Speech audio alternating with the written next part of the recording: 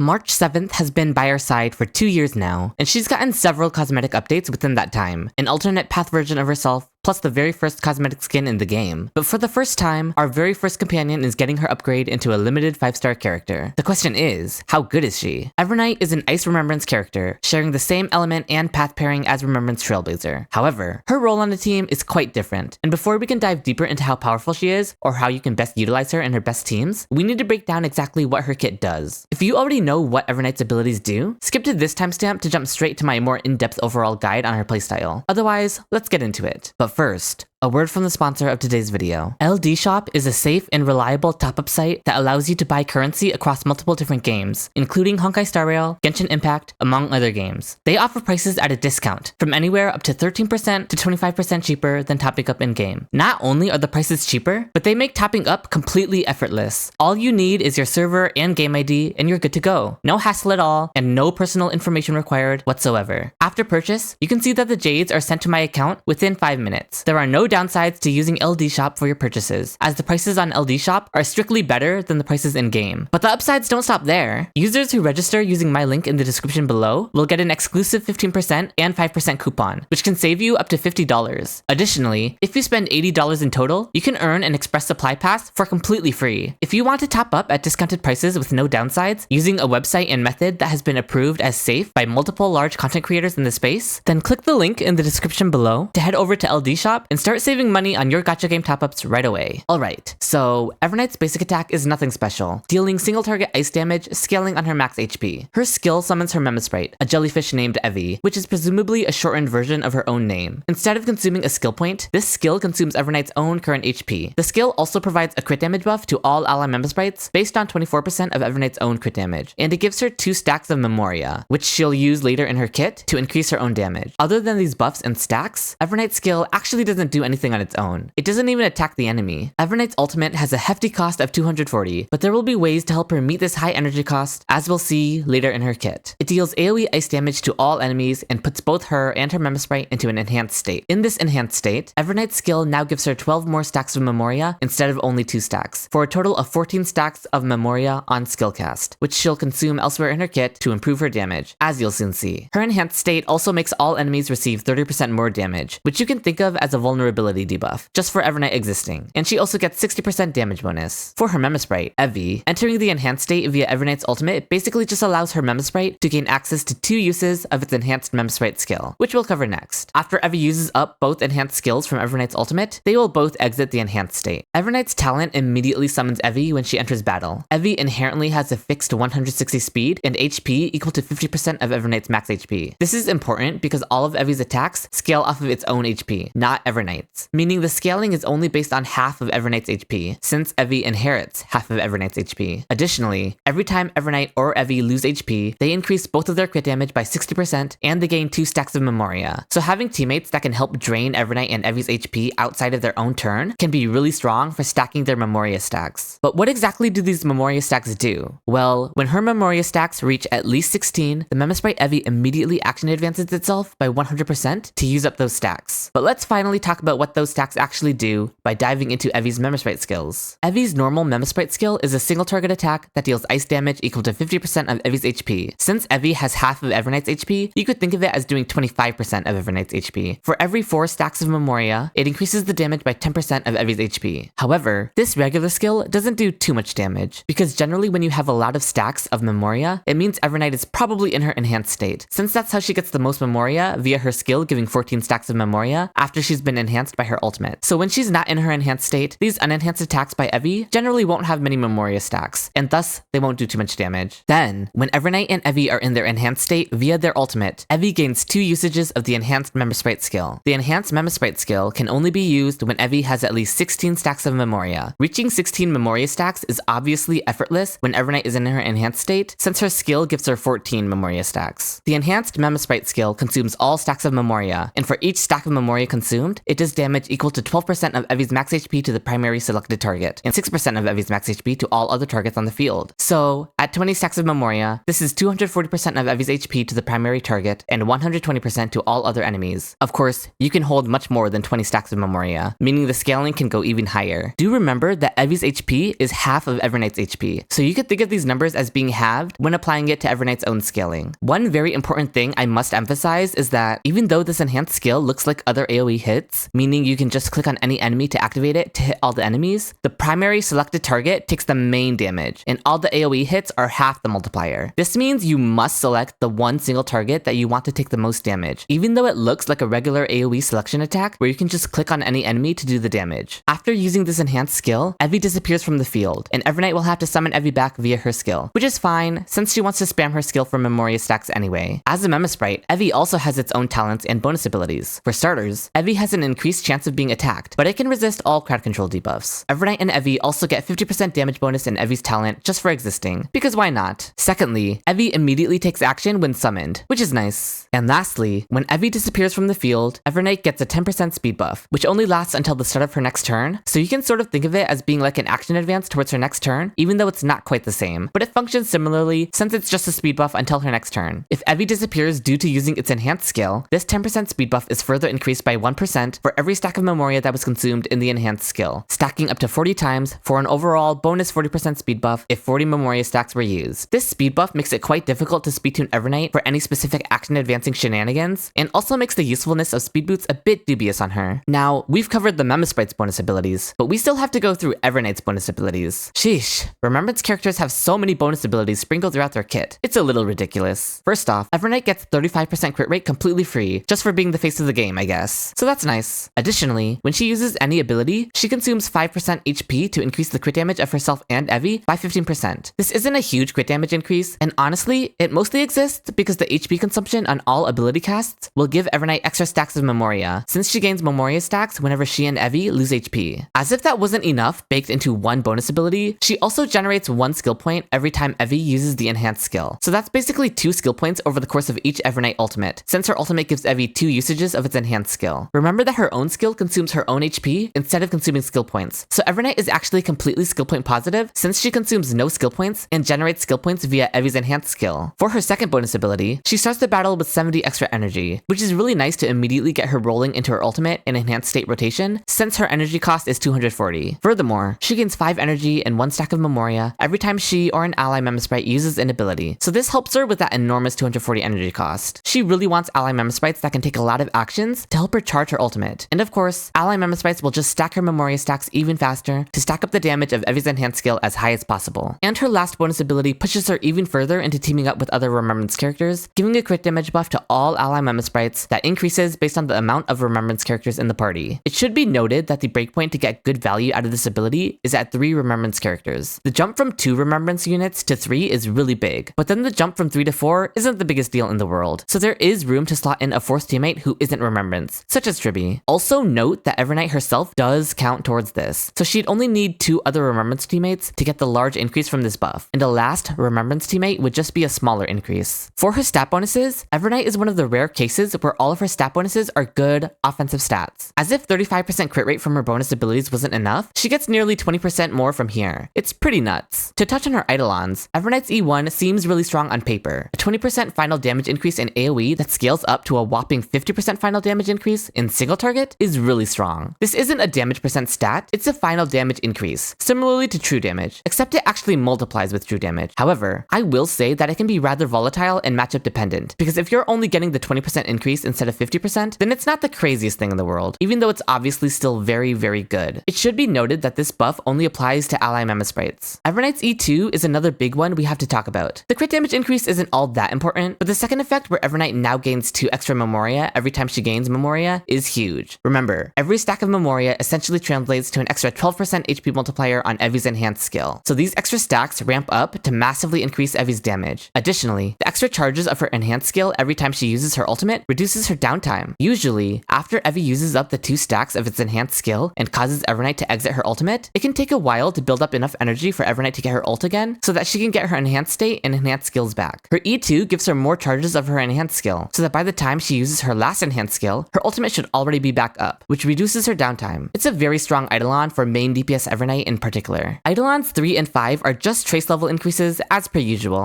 Her E4 increases the weakness break efficiency of all Memesprites on the team, and Evie gains extra weakness break efficiency. It's funny, because if they wanted her E4 to be really good for her in Apocalyptic Shadow, they probably should have made it ignore weakness types as well. As it is, it's nothing crazy, but most E4s are pretty worthless anyway. Unless you want to play E4 Evernight Super Break. No, I'm just joking, please don't. Evernight's E6 has one of the coolest art in the entire game. Art aside though, her E6 has the classic 20% all-type res pen reduction that Hoyo loves to slap onto Eidolons. Additionally, whenever Evie explodes itself via its enhanced skill, 30% of the Memoria it consumed is given back to Evernight to basically give her a head start in ramping up the Memoria stacks for her next enhanced skill. It's a mix between a supportive and a DPS Eidolon. Next, we can talk about Evernight's Lightcone options. As an HP scaling Remembrance character, Evernight is going to give a lot of people PTSD from Castorice's Lightcone situation. In other words, her accessible Lightcone options are incredibly limited. You can cope with some of the free Remembrance Lightcones from the Mock Shop or Herda Shop, but they don't do that much for her besides providing a bit of team-wide buffing. You can give her an off-path Lightcone with high HP, but it just feels bad. The Battle Pass Lightcones or the new Gacha Lightcone, the story's next page, are your best bets, but they aren't free by any means. Evernight does feel a little bit restricted in this regard, given her lack of Lightcone options. And then, of course, her signature Lightcone is obviously her best in slot. It gives her 30% HP, 30% damage bonus, and it gives 20% Death Shred to all ally Memesprites, capitalizing on her supportive capabilities and her DPS capabilities. Furthermore, the Lightcone also gives her 8 energy every time her Memesprite disappears, further helping her energy issues. What I will say is that if you're planning on using Evernight as a main DPS instead of using her with Castorice, then you can technically use Castorice's Lightcone on Evernight if you already have it, and it can offer even higher damage, albeit at the cost of the energy provided by Evernight's Lightcone. I wouldn't recommend pulling for Castorice's Lightcone just for Evernight. It's just something you can do if you already have it and want to use main DPS Evernight without Castorice. So, for the debate of Evernight's E1 versus her signature Lightcone, here's what I'll say. While Evernight's E1 is very strong when you can maximize its buff, it's a bit too dependent on enemy matchups for my taste. Meanwhile, Evernight's Lightcone is always at maximum value, even against 5 targets like in Pure Fiction, and Evernight doesn't have great free Lightcone options. So, for me, I personally prefer Evernight's Lightcone. There are definitely situations where Evernight's E1 is the stronger option, particularly in single target scenarios where it's stacking with other similar final damage multipliers, like true damage buffs, but her Lightcone is just more universally good for both her and her best teams. And speaking of her best teams, it's time to talk about how to build Evernight's teams. Luckily, it's fairly straightforward. I've already mentioned Castorice, and if you've been paying attention, you probably also already realized that Evernight was made with Castorice in mind. She has constant HP consumption in her kit, draining Evie's HP every time it explodes, and she already inherently synergizes with having her own HP drained by her teammates, which Castorice applies for her. Evernight charges Castorice's ultimate, buffs Castorice's dragon, and deals her own personal damage, all while taking advantage of Castorice's team-wide HP draining, and also just taking advantage of the other teammates Castorice tends to want to use anyway, thus making this pairing a match made in heaven. I don't think I need to sell you on how good this pairing is. Evernight and Castorice are undoubtedly part of each other's best team, and they easily make up one of the strongest teams in the entire game. And to round out the duo is the other pink-haired girl. No, not Cyrene, not yet at least. I'm of course talking about Hyacinth. Hyacinth charges Castorice's ultimate better than anyone else, and Evernight also requires Memesprite teammates who take a lot of actions in order to charge her own energy and Memoria stacks. And which Memesprite moves more often than little Ika? Well, maybe Aglaya and Garment Maker, but Aglaya really has no synergy whatsoever with Evernight. So Hyacinth is the de facto best in slot to round out the Castorice and Evernight synergy. She does everything they want. And before I move on to the final slot in the team, I want to talk a bit about Hyacinth's Lightcone here. The extra HP drain on Hyacinth's Lightcone is very strong for Evernight since it translates to more stacks of Memoria, which increases the damage multiplier of Evie's explosion. Without this Lightcone, you will see a noticeable decrease in Evernight Memoria stacks. You don't have to feel the need to pull Hyacinth's Lightcone just for this though. At the end of the day, it basically just translates to less damage for Evernight. So it's not like it's completely changing her playstyle or anything, but just know that Hyacinth's Lightcone all on its own can generally translate to saving or losing an entire cycle or two on Evernight, which, again, isn't that big of a deal, but it is something to note. Now, for the final slot in Castorice's new premium team, we have to choose between Tribby and Remembrance main character. This is a question that I've seen posed since the start of Evernight's beta. Who does she replace, Tribby or RMC? Some people insist that she has to keep RMC on the team, since her kit is themed around a mono Remembrance team. Others argue it makes more sense to keep Tribby on the team over RMC, since Tribby can buff the entire team, and the entire team is contributing a large amount of damage from Castorice to Evernight to Hyacinth to Tribby herself. In my experience, both Tribby and RMC can clear in a similar amount of cycles, and they both have trade-offs in a Castorice plus Evernight team. Tribby offers more damage for the entire team. RMC's true damage buff is only for Castorice, and it honestly isn't even beating evening out Triby's overall damage buffs for Castorice. However, RMC has other upsides, such as the 100% action advance on Mem, which translates to more Castorice turns, which translates to more Castorice ultimates. And that's not even accounting for the extra Castorice charge from being able to drain from both RMC and Mem's HP bars, whereas Triby has no Mem Sprite to drain HP from for Castorice ult charges. RMC's skill also heals Mem, which also translates to more stacks. Overall, Triby is much more of a team buffer, and RMC's upside actually has nothing to do with buffing Castorice's damage more, but has more to do with being better at charging Castorice's ultimate. In order for RMC to outperform Triby, they would need to be able to give Castorice at least one extra ultimate over Triby. If they end up giving the same amount of dragons over the course of a fight, Triby will simply outperform. In general, I find Triby better since RMC's value only really starts to pull ahead in more extended fights, where they actually manage to give Castorice an extra dragon, and I often find fights finishing before RMC can get that value. However, if you need Triby on the other team, then you'll be completely fine using RMC. With all that said, in pure fiction specifically, Triby is still the GOAT, especially when equipped with Dance Dance Dance. But again, in pure fiction, your other team might need Triby even more, so it's not like Triby is necessary for the Cass and Evernight team. With Triby's E1, she obviously pulls ahead even more and is no longer contested by RMC, but even at E0, I found that Triby felt better, albeit only marginally. So, this is the new premium Castorice team, with Evernight in place of either RMC or Triby, usually replacing RMC, but really it just depends on what your other team needs. Everything about this team just synergizes so well together, but it would synergize perfectly if Triby and RMC's upsides were combined into one character, meaning you could essentially use both of them while only taking up one teammate slot, since there's only room for one more character. I wonder if they'll release a character that does something like this, consolidating both Triby's team-wide damage buffing and RMC's ability to charge Castorice's ultimate by having a Mem Sprite. I wonder. I really wonder. I can't help but wonder.